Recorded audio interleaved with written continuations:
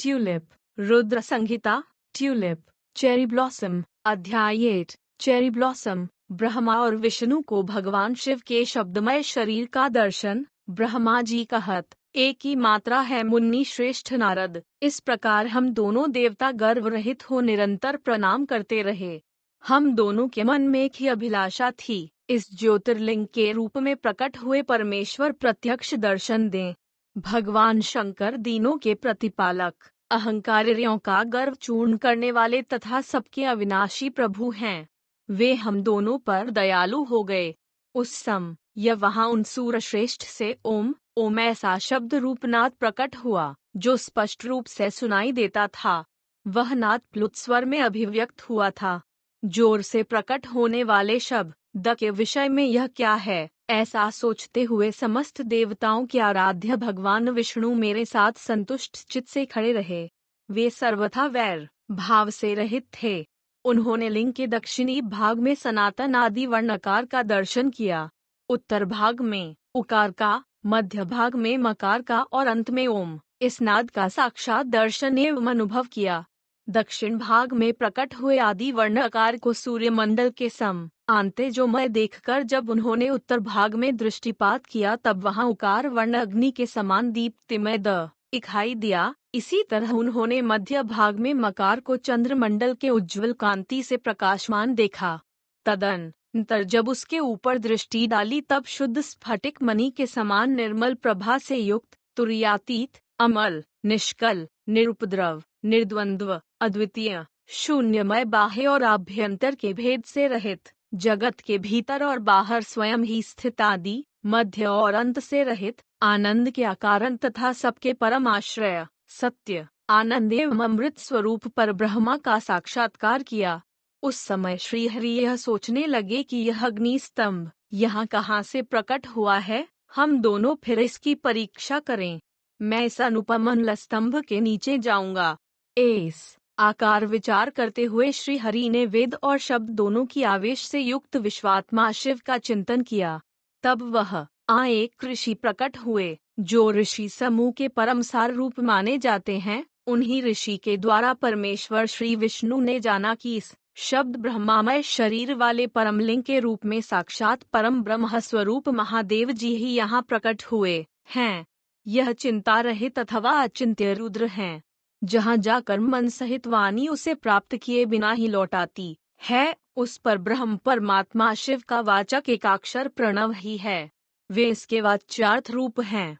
वह परम कारण, ऋत, सत्य, आनंद एवं अमृत स्वरूप परात्पर पर ब्रह्मा एक अक्षर का वाच्य है। प्रणव के एक अक्षर आकार से जगत के बीज भूतंड जन्मा भगवान ब्रह्मा का बोध होता है। उसके दूसरे एक अक्षर उकार से परम कारण रूप श्री हरि का बोध होता है और तीसरे एक अक्षर मकार से भगवान नील लोहित शिव का ज्ञान होता है। अकार सृष्टि करता है, उकार मोह में डालने वाला है और मकार नित्य अनुग्रह करने वाला है। मकार बोध्य सर्वव्यापी शिव बीजी बीज मात्र के स्वामी हैं और अकार संज्ञक मुझ ब्रह्मा को बीज कहते हैं। उकार नामधारी श्री हरि योनि हैं, प्रधान और पुरुष के भी ईश्वर जो महेश्वर हैं, वे बीजी बीज और योनि भी हैं। उन्हीं को नाद कहा गया है। उनके भीतर सबका समावेश है। बीजी अपनी इच्छा से ही अपने बीज को अनेक रूपों में विभक्त करके स्थित हैं। इन बीजी भगवान महेश्वर के लिंग से अकार रूप बीज प्रकट हुआ, जो उकार रूप योनि में स्थापित होकर सब और बढ़ने लगा। वह स्वर्णमय अंड के रूप में ही बताने योग्य था। आकार उसका और कोई विशेष लक्षण नहीं लक्षित होता था। वह दिव्य अनेक वर्षों तक जल में ही स्थित रहा। तदनंतर वर्ष के बाद उस अंड के दो टुकड़े हो गए, जल में स्थित हुआ वह अंड जन्मा ब्रह्मा जी की उत्पत्ति का स्थान था और साक्षात महेश्वर के आघात से ही फूटकर दो भागों में बट गया था। उस अवस्था में उस आकार ऊपर स्थित हुआ स्वर्णमय कपाल बड़ी शोभा पाने लगा। वहीं द्युलोक के रूप में प्रकट हुआ तथा जो उसका दूसर आकार नीचे वाला कपाल था, वही यह 5 लक्ष्यों से युक्त पृथ्वी है। उस अंश से चतुर्मुख ब्रह्मा उत्पन्न हुए, जिनकी का संज्ञा है। वह समस्त लोकों के स्रष्टा हैं। इस प्रकार वे भगवान महेश्वरी ही उ और मैं त्रिविध रूपों में वर्णित हुए हैं। इसी अभिप्राय से उन ज्योतिर्लिंग स्वरूप सदाशिव ने ओम ऐसा कहा। यह बात यजुर्वेद के श्रेष्ठ मंत्र कहते हैं। यजुर्वेद के श्रेष्ठ मंत्रों का यह कथन उनका ऋचाओं और सामंत्रों ने भी हमसे आदर पूर्वक कहा, हे हरे, हे ब्राह्मण, यह बात ऐसी ही है। इस तरह देवेश्वर शिव को जानकर श्री हरि ने शक्तिशंभूत मंत्रों द्वारा उत्तम एवं महा न अभ्युदय से शोभित होने वाले महेश्वर देव का स्तवन किया।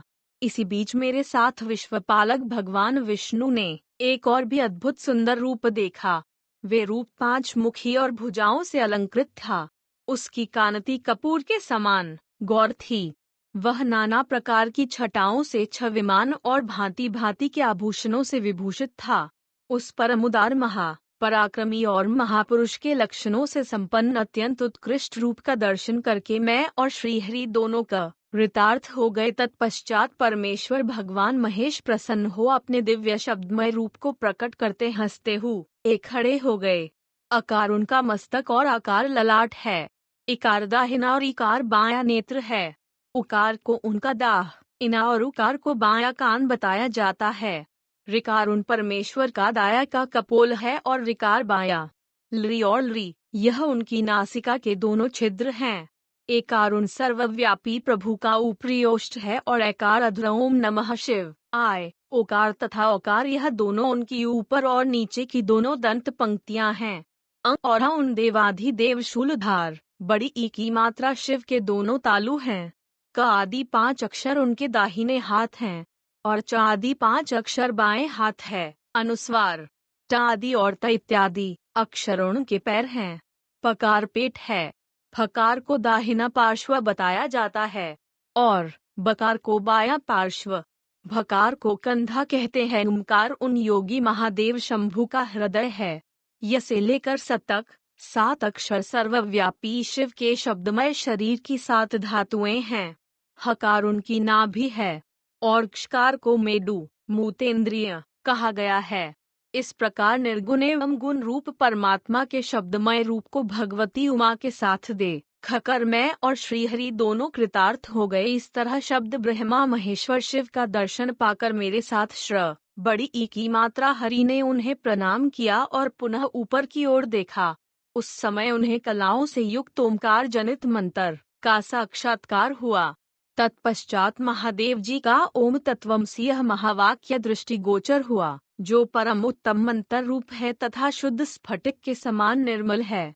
फिर संपूर्ण धर्म और अर्थ का साधक और बुद्धि स्वरूप गायत्री नामक दूसरा महान मंत्र लक्षित हुआ, जिसमें 24 अक्षर हैं तथा जो चारों पुरुषार्थ रूपी फल देने वाला है। तत्पश्चात मृत्युंजय मंत्र, फिर शिव पंचाक्षर मंत्र तथा दक्षिणामूर्ति संज्ञक चिंतामणि मंत्र का साक्षात्कार हुआ। इस प्रकार मंत्रों की उपलब्धि करके भगवान श्रीहरि उनका जप करने लगे। तदनंतर ऋक, यजु और साम यह जिनके रूप है, जो ईशो के मुकुट मणि ईशान हैं, जो पुरातन पुरुष हैं, जिनका हृदय अघोर अर्थात सौम्य है, जो हृदय को प्रिय लगने वाले सर्वगुह व सदाशिव हैं, जिनके चरण वाम परम सुंदर हैं, जो महान देवता हैं और महान सर्पराज को आभूषण के रूप में धारण करते हैं, जिनके सभी और पैर और सभी और नेत्र हैं, जो मुझ ब्रह्मा के भी अधिपति, कल्याणकारी तथा सृष्टि पालन एवं संहार करने वाले हैं, उन वरदायक सांब शिव का मेरे साथ भगवान विष्णु ने प्रवचनों द्वारा संतुष्ट चित्त से स्तवन किया। रोज ओम नमः शिवाय। रोज